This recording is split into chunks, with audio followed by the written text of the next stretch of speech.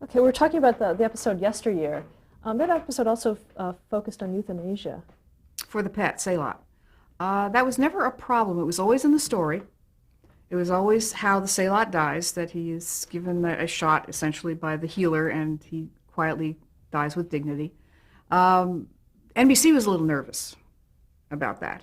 But Gene wisely, nicely said, let Dorothy handle it. It's okay. And we did not get one letter of complaint, not one. Nobody ever said a word after the show was on the air. So I think that we handled that well.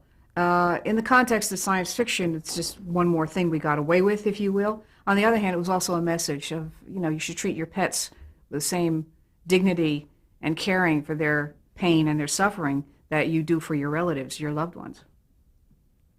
Had the treatment of women changed from the original series to the animated?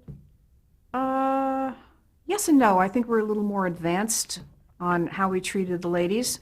But I think that the roles tended to be kind of the same sort. You had spunky, feisty women who were strong, and then we had an adventure. We did not have as much of the love story type stuff between Kirk and the ladies as we did in the original show, definitely. Was there a reason for that? Not enough time. Also, kids wouldn't be interested. We did have to keep in mind to what the kids would watch. And what the kids would watch would be the adventure and the alien and the weird planets and the, interesting environments that we brought our characters into. So we were thinking that much about the young viewers, but older viewers could watch it too and get just as much fun out of it. How long did you remain with the series? I was on it for its first year. After that, I again was moving on to other stuff, and other people did the other 6 episodes that were for the second season. But we just did those 16, 22 altogether. And from there, where did you go? I'm trying to remember. I was writing. It might have been to Streets of San Francisco. I don't know.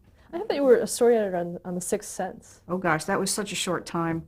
It was maybe a 6-week job, and things weren't happening well, and I was ready to leave, and they were ready to let me leave, so I just got out of there. Okay, then going to Streets of San Francisco, which is, I would guess, your next credit. Talk Right. about working on that. Oh, that was a lot of fun. Streets of San Francisco hadn't had women writers on it up to that point. And Margaret Arman and I both did scripts, I think, in the same year. And the one thing that came down to me through the producer, John Wilder, and associate producer, Bill Yates, was from Quinn Martin. Would Miss Fontana please use her first name, her real first name, so that they know we have women writers on this show? So I said, well, I'll do it once. And so the first one I wrote, which was Badge of Honor, or Shield of Honor, starring Mariette Hartley and Robert Foxworth. I always had great casts. Had written by Dorothy C. Fontana. Then when they called me in to do a second one, this was, now John Wilder had moved on and Bill Yates was my producer. He said, what about the writing credit? I said, it's got to be D.C. Fontana. So he said, okay, that's what it was. So I did 3 more for them, and they were all D.C. Fontana, but the first one was Dorothy C., and that's the only time that I've gone out of my usual credit to put in my first name. By that time, though, had it changed at all for women writers? Not a whole lot, not a whole lot. And still today, women writers are still a minority in the guild. We're not equal numbers with men. We don't write the same things as men most of the time. Most of the women writers are comedy writers, or they are writers of the softer stories, or they're writers who are teamed with men. Individual women writing action adventure still in short supply. Did you work closely with Quinn Martin? No, I never met Quinn Martin, oddly enough. It's just a voice from on high, God speaks. Yes, God. How would you describe the Streets of San Francisco itself? What was the premise of that show? Well, it was the relationship between the older cop, Carl Malden, and Michael Douglas. And, it's kind of like the older man mentoring the younger man, and that relationship, which can sometimes be in conflict and sometimes be in comradeship.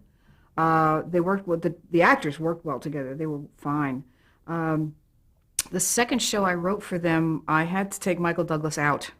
I'm sure he didn't appreciate it, but I really needed Carl Malden to be operating alone with a new partner who's partnered with him over his own objections, over the partner's objections, but they're supposed to work together on a case. And it starred Tony LoBianco. It was called Solitaire. It was really a character study of the Tony LoBianco character of a man who wants to be a loner, wants to be, solitaire, and why. And you go into the whys and wherefores behind everything he did. It was interesting. The other two were Michael Douglas and Carl Malden paired up together again, as usual. It was a good show. I really liked it. I think it was a quality show. They did go on location to San Francisco. They did do top quality, guest actors and so on. It was really an excellent show, and it ran for quite a long time. In 1977, you served as executive story consultant for Logan's Run. Right. Logan's Run was done at, it was the old MGM studio, but it was Lorimar then. They had taken it over. And I was working with Leonard Katzman. We had done Fantastic Journey actually the fall before. And that's where I met Leonard Katzman. That was done at Warner Brothers. And that was a very short-lived series. And we finished up around Thanksgiving, said bye-bye to everybody, and the show, was canceled before we even got all of our episodes on, I think. Logan's Run started up in the spring, and my agent called me and said, Lenny wants you to come and do Logan's Run with him. And I said, Lenny, which Lenny? Or Leonard Nimoy, Leonard Katzman.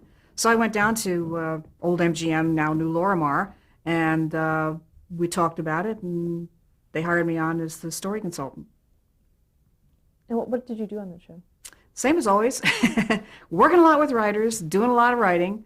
I tried to be involved with the production as well, go down on the set, talk to the actors, see what's happening with their characters, because a lot of times the actors bring something to the characters that we're only aware of afterwards. So I like to talk to the actors and say, what's happening with your character?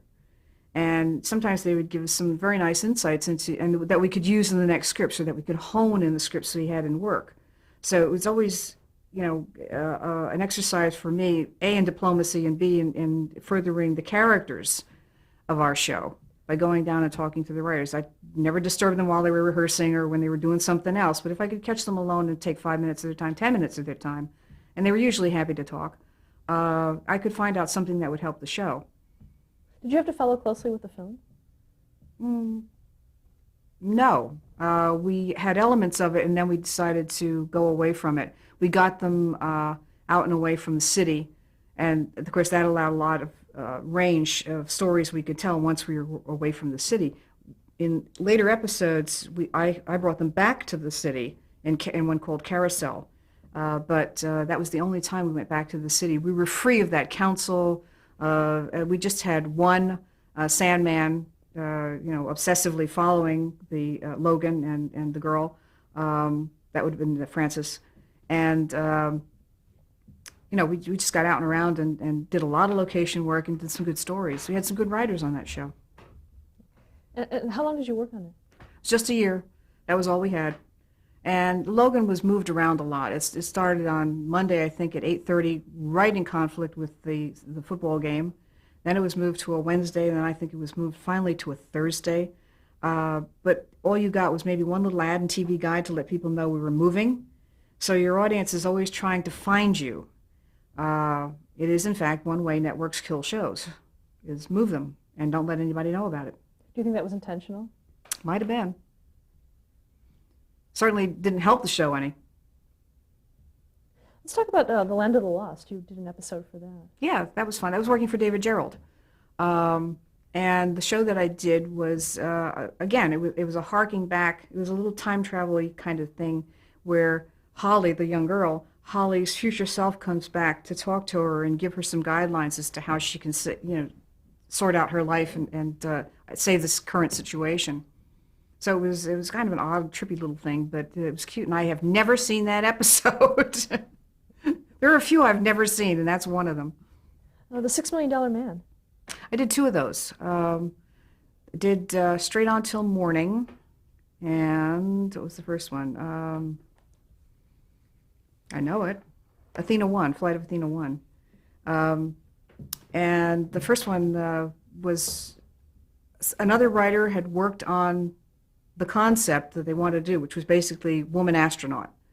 And I threw out, I mean, actually, I never even saw what he had done. They said, forget about it, just give us a new story. So I came up with one where, at that time, Air Force nurses were in training to be astronauts, to be members of Apollo crews, for instance, or work on the space shuttle. And that never happened. At least they got to the space shuttle, but not into the Apollo program. And I decided that this would be a good place to start. So, woman astronaut, she's a Navy or Air Force nurse, and she's been being trained to be part of a crew. And they get up there to Skylab, and things are going wrong. Her partner, because it's a two-person team, her partner suffers an appendicitis attack or some other thing. I forget what it was. I think it was appendicitis, and he's incapacitated. So now she has to fly the capsule back, and the $6 million man, of course, goes up and helps her. The nice thing about it was that NASA was so desperate for any kind of publicity at all that when asked, any chance of pulling some footage, they said, here's the library, have whatever you want. It was wonderful because we ran barefoot through their stock. I mean, and it was, stuff that the astronauts had actually shot, spacewalk and, link-ups with Skylab and, all those kinds of things. And they let us use their Downey facility, which had a capsule. It was a training capsule, so we actually shot in the training capsule. And then they said, you want to come to Houston and shoot in the Skylab mock-up? And we said, can't afford that. But so we made our own. But they were just bending over backwards to let us have anything we wanted. And in fact, we used the first footage of a night launch that had ever been used in a dramatic program. That we took the actual footage of the night launch that I think it was 17 did, and we used it for our show. So we got to use that first and only, possibly the only time, but I know the first time that NASA let anybody use that footage. Why was NASA so open? They really wanted the publicity, anything at all about the space program at that time. Was there something going on within the program? It was in trouble. It was, people saying, yeah, space program, fine, been there, done that. We landed on the moon, so what, And, that interest was starting to wane. You always have to have something new to offer the American public. And, NASA said, hey, this is a popular program. You can have anything you want. So we benefited from that. Let's do Dallas. Dallas was working for Leonard Katzman again. Leonard became the producer on it. They had 6 episodes on the air, almost as a trial, and it got a good reaction. So now they were going to plan a full season, and he called me and my brother in because I was working with him at the time, and said, you want to do one of these? Pitch us a story. And I said, and this is a tragic thing. It was shortly after Bruce Geller had died by crashing into an airplane into a mountainside just outside Santa Barbara. He wasn't flying, but he was the passenger. And I really miss Bruce because he had been great to work for. I worked for him briefly on Mission Impossible. And he was a nice man, and I had known him for a long time. And I mourned with his wife. Jenny was a lovely person, their kids. And I was carrying that around with me. And I listened to all these other people pitching ideas, and I said to Leonard, well, how about if we have a situation where 2 of the boys are in a private airplane that goes down? Now, what do they do, and what's happening back at home? And he said, go write that. So we did, and that was the first one we did. The second one we had to do was called The Dove Hunt, and it was out in the hunting breaks in close to the Louisiana border, and someone was after Jock, and Matt Davis, and it was an attempt on his life. So he was, he and one of his sons they were ducking for cover and trying to figure a way out of this trap. And meanwhile, what's happening back at home? So that worked out pretty well. Then they went to running storylines and more like nighttime soap. And as freelance writers, we were kind of cut out of that. But, I had a good time writing the 2 that we did write. Did you write a lot with your brother? We did about 8, 10 together, yeah. What is his name? Richard. You also did the Waltons. Yes, those 3 we wrote together, Richard and I. First time I'd ever worked for Earl Hamner, and he was wonderful to work with. He was one of the great producers. He and Leonard Katzman, Bill Yates, John Hawkins. I got really lucky with people that I worked for. But he was the guy who let you come in, tell your story, decide if you liked it or not, tell you what not to do, or don't go there because they don't like that. We've done that story, and then let you go and write it. And we had a really good time. The first one that we did was the one where Richard Thomas had been off the show for a while, then came back, and they were doing a series of episodes with him, and we got to write the first one where he comes back. So that was really cool for us. Did you pitch the story for that? They said what they wanted to do in a basic paragraph, and then we developed it. The other two were pretty much our own. Talk about the bow. Oh, that was again based on a situation not in my life, but people I knew, where an older man's wife had died, and he got a letter from a high school girl he had gone to school with, and he said, if you're the Jack Maynard that I knew in high school, I just wanted to extend my sympathies for the loss of your wife. I lost my husband a while ago. And they got together, and they ultimately wound up getting married. And that's the situation we set up for Grandma, because Grandpa had died, and the storyline was, her dealing with that. Also, Ellen Corby really had had a stroke, and she was able to act, but she couldn't talk. She was getting her speech back. Oddly enough, she could sing because that side of the brain was not affected by the stroke. She could sit at the piano and sing, but she couldn't read lines. She could just say yes or no. So we had to write that whole story with her only words or lines being yes or no. And we worked it out. It was a lovely story, and she did a brilliant, brilliant job. And I was able to meet her later on at the one of the parties that they had for their 200th episode. And I introduced myself and Rick as the writers who had done that. And she was so charming and sweet. She just hugged us, and she was just a lovely woman. And she made it clear to us that she really enjoyed that show too. Buck Rogers in the 25th century. Oh, God. I knew you'd get to Buck Rogers in the 25th century. Actually, that's a funny story because it had several incarnations. The first time it was going to be done by not Glenn Larson, Leslie Stevens. And Leslie, of course, had been involved with The Outer Limits and had done a lot of television work, was a wonderful producer and excellent writer. And he was going to do the series at Universal as a series of 2-hour movies. So Rick and I were assigned to write a 2-hour movie. And that we wrote the script, we did everything, and then I guess it was either the network or the studio decided, no, they didn't want to do a series of 2-hour movies. So Leslie moved on, and then the next year, there was another incarnation of it as a TV series, 1-hour episodes. David Gerald was working on it. And so he called me in, and he was the story editor, and I forget the producer. But he had done a lot of Westerns, the producer. So he had kind of a cowboy attitude toward how we were going to do Buck Rogers. And I decided I would like to do something that was a takeoff on one of my favorite films, The Guns of Navarone. Only instead of it being on a fixed planet, a gun being on a fixed planet like they did in Battlestar Galactica, I said, no, it's a floating gun platform. It can move anywhere around this planet so that anybody on it can be a target. Therefore, people on the gun planet have all the control over this planet. And, the situation evolved from there. Of course, Buck Rogers has to take out the gun platform. Well, that series got canceled. It never got shot. So one more script by the wayside.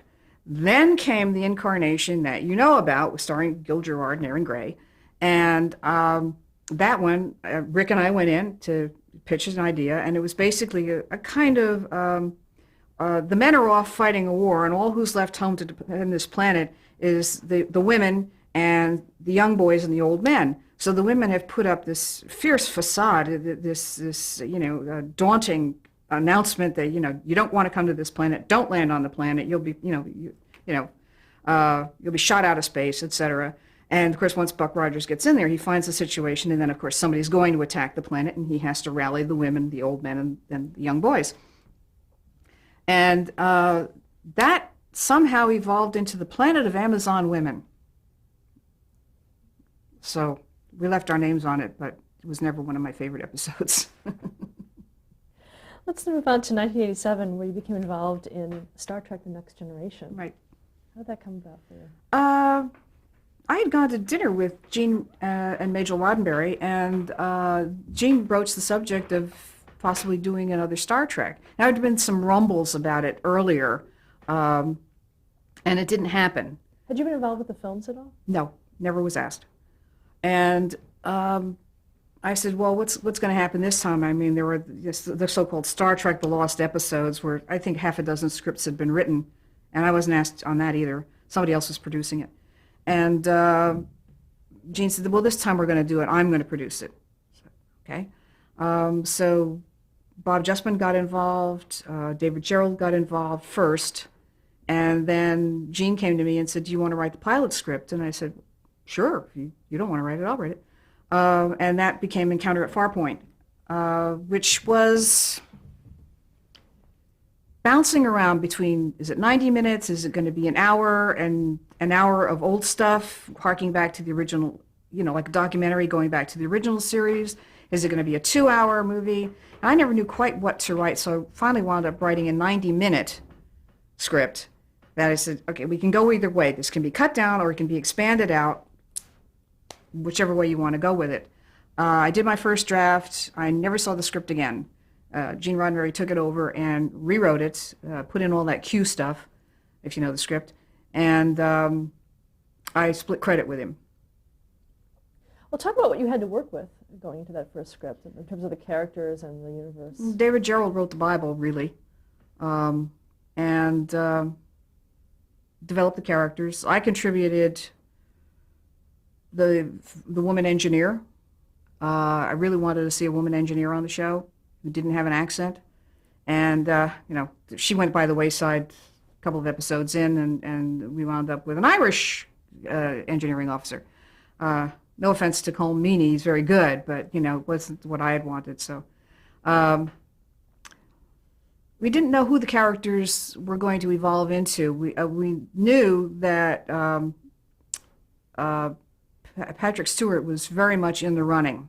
Bob Justman was really pumping for Patrick Stewart, and I knew him to be a fine actor. I had another actor in mind, Stephen Mocht. It would have been a totally different Picard, but that's the way casting goes. Sometimes they like him, sometimes they don't. They pick Patrick Stewart. It was a good choice. He became Jean-Luc Picard. I gave him the first name of Jean-Luc. Why did you pick that name? I don't know, it's just a group of French names that we proposed, because what was he going to be called? Julian? Yeah, Julian. And one, it sounded a little close to Lucien Picard, which of course is a brand name. And as Bob Justman pointed out, what are you going to call him? Julie? So Jean-Luc sounded pretty good to everybody by the time we got through. Jonathan Frakes came in, and he was wonderful. And I wanted him to be more serious because he has this great smile, this terrific smile. I mean, knock 'em dead smile. And I wanted him, my advice, from a woman's point of view, was don't let him smile until we have a real moment, and then let him cut loose with that, 1,000-watt smile, and he'll knock the ladies dead. And nobody listened to me. He smiled a lot, but that's okay. He was still good in the role. The other actors were cast. LeVar Burton, and Colm Meaney came along later after I was out of the picture, so I didn't know him. Gates McFadden and Wesley, was our young actor. Will Wheaton. God, I don't want to blank on him because I like him. Will Wheaton. Yeah. It seems Wesley gets in the way. We knew Will Wheaton, from Stand By Me as a wonderful young actor. In fact, David Gerrold recommended that Gene look at him for Wesley. And he came along and, again, did a wonderful job. I didn't think a child or a young boy was appropriate on the ship, but it was what Gene wanted. His son was named Wesley, so, or actually it's Gene's middle name, and his son, of course, has the same name. But we got around it. We made it work. A couple other actors, Marina Sirtis. Marina's a doll. She's just a charming woman. And she turns that accent on and off. She really has kind of a Cockney accent. That Mediterranean one she adapted just worked really well. And she's got that dark beauty, you know, she's really pretty. What about the character of Deanna Troy? Um, we had to tone her down because at first, as an empath, if she felt everything and could determine everything or she knew everything, for instance, uh, you'd know too much about your story. You'd know too much about what the villain was thinking. You'd know too much about, you know, what was going to happen next. So we pulled it back to her being an empath where she could get feelings from people. She could read them a little bit by feelings, but she couldn't necessarily know their intent.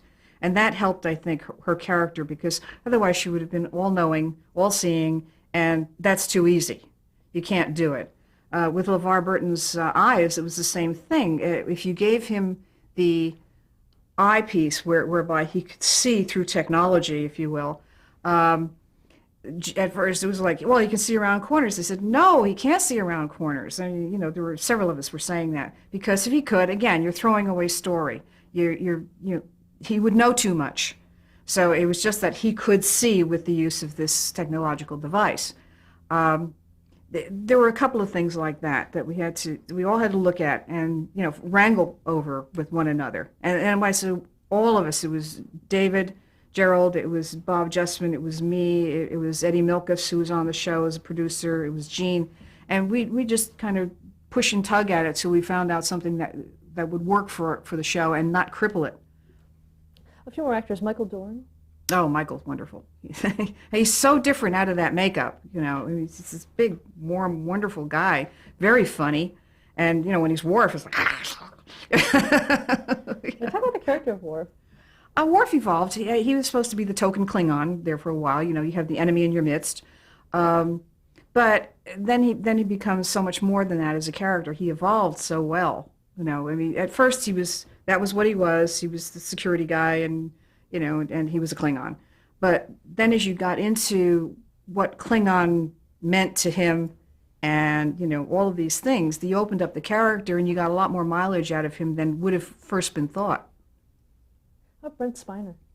Oh, Brent's funny. He was a stand-up comedian, song and dance man too. He appeared in a lot of musical comedies and you know, dance shows, musicals, and he came in and he got into the robotness, of the androidness right away, so of Data, and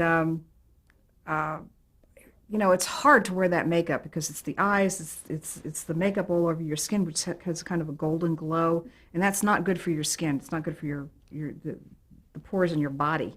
You can cut off your skin's breathing, actually, if there's too much gold in it. So they had to, you know, be careful with that. But he really got into it, and it was kind of playing Pinocchio. It's the puppet who wants to be a real boy, but it's an android who wants to be a real human being. So that was a lot to play with and a lot to give him that he could work with. I think he enjoyed it a lot, but now he's gotten out of being Data and gone on to some other really odd roles, but they're roles that suited him because it's like, oh, that's Data. Oh, wait a minute, no, that's Brent Spiner. You know, it's that kind of thing. You get him out of that role and into who he is. Okay, let's stop and change the tape. Okay.